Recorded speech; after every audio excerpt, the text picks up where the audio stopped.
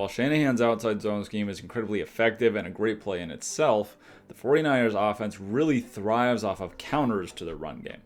The passing concepts off of outside zone are pretty simple, but stopping them is another issue. With a potent run game, motions, and all the horizontal stretches that Shanahan utilizes, defenses are really put in a bind. The first counter series off of outside zone is the play action package. The most basic and most widely used play in play action, especially on boots and rollouts, is sail. Sail overloads one side of the defense with 3 routes at 3 different depths. With that spacing, the defensive zones are flooded with 3 receivers and 2 defenders. That puts those defenders in conflict. Whichever route they choose to defend, the quarterback can throw off their movement. The vertical route is usually used to clear out the deep defender, and the offense is then able to put the flat defender in a high-low read on the intermediate and flat route. This is the first counterpunch to Shanahan's outside zone. The general concept stays the same, but how Shanahan gets to it can vary. This version of sail is called rider in Shanahan's playbook. You have a vertical takeoff route from the number 1 to the top of the screen, a high cross at 18 to 22 yards from the number 1 receiver to the bottom of the screen, and the jet motion fake acts as the flat route underneath. As Garoppolo turns around, he checks the vertical route in case they've gotten behind the defense. In this case, they haven't, but it's cleared space underneath. With the play action, the linebackers have come up, and that leaves space for the high cross coming in from the other side of the field. There are an incredible amount of ways to get to the same concept. With trips away from the direction of the boot, the 49ers get to the same stress on the defense against Miami's man coverage. The number 3 receiver is running the vertical clear out, the number 2 is crunching behind the line of scrimmage to the flat, and the number 1 is running the intermediate route. With that vertical route inside, that creates a natural rub and separation for the number 2 receiver running the flat. Generally, when running boots, the quarterback will read low to high. If the flat is there, they'll take it. That's exactly what happens off the play action here, with the receiver wide open for a run after catch opportunity in the flats. Shanahan loves to run outside zone one way and run the sail concept back the other because it puts the defense in immense flow conflict. The offense is stressing the defense to the extreme on both horizontal ends of the field. If they honor the threat of the outside run, they won't be in position for the boot the other way, and vice versa. Here, the 49ers use a crunch from their H-back to get to the flats, and it's wide open because the defense has collapsed on the run fake. It seems pretty simple because it is. There are so many horizontal stressors from the offense that it's incredibly hard for defenses to be in position to stop both threats. Off the sail concept itself, there are also 2 specific counterplays that Shanahan likes to run: Y delay and a corner post from the vertical receiver.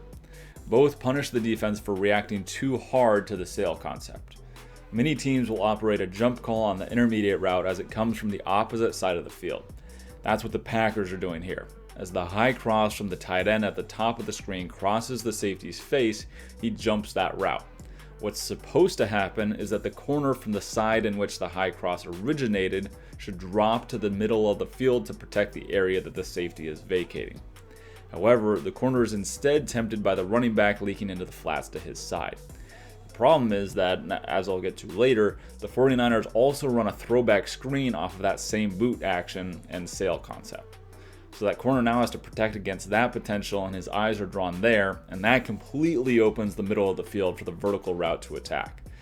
Kittle sells a normal corner route and turns the defender's hips. Once he's planted to get back inside on the post, there's nobody within 10 yards of him, and it's a walk-in touchdown. With their second counterpunch, the wide delay, the 49ers are selling an outside zone block from a receiver or a tight end that's tight to the formation. That player will fake that they're blocking the run just like they do on normal play action. Now, though, that player will continue on their track to the direction of the run fake and take a path on the defensive line's heels until they're clear of the formation on the other side.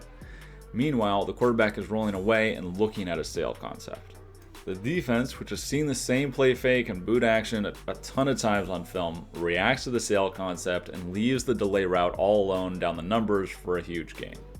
Off of these play action looks, the 49ers will run throwback screens as well. It's similar to wide delay in that it punishes the flow of the defense to the boot action. The 49ers are using a pre-snap shift to help diagnose what the Cardinals are in. As the receiver moves, Arizona mirrors, indicating man coverage. The only player for the Cardinals that's in position to defend the screen is the guy in man coverage on the screen man. Everyone else is attached to their own receiver. The scheme of the outside zone from the 49ers also helps disguise the offensive linemen leaking to the side of the play fake. They're already taking outside zone tracks that way and just continue on their course to create a pocket for the throwback. Meanwhile, everyone else is reacting to the boot action. Both the play side tackle and the backside guard are peeling back to protect against any defenders that are chasing. That leaves 3 offensive linemen on 1 lonely defensive back who's chasing the motion player across the field. As with most plays, the one thing that can kill play action is pressure. Play action is longer developing and often only has 1 player in the flats. If that player is covered, you're in trouble because you don't have anywhere else to go with the ball. Teams know that on pressures and on boots that the quarterback's going to be looking at that flat player to get rid of the ball. So defense will make sure to have disciplined flat players to cover that. And a lot of these plays, even if the quarterback had time to get rid of the ball, there's really nowhere to go in the flats or as a hot route. Often that quarterback's back is turned on the play fake so they can't see the defense or throw hot or locate a disguised blitz. Shanahan's playbook is filled with counters to his base bread and butter plays. He stretches defenses with horizontal flow in 2 directions and forces them to chase and cover every single area on the field. If there's a mental lapse or he sees a tendency in coverage, he'll throw in one of those counters to make the defense pay.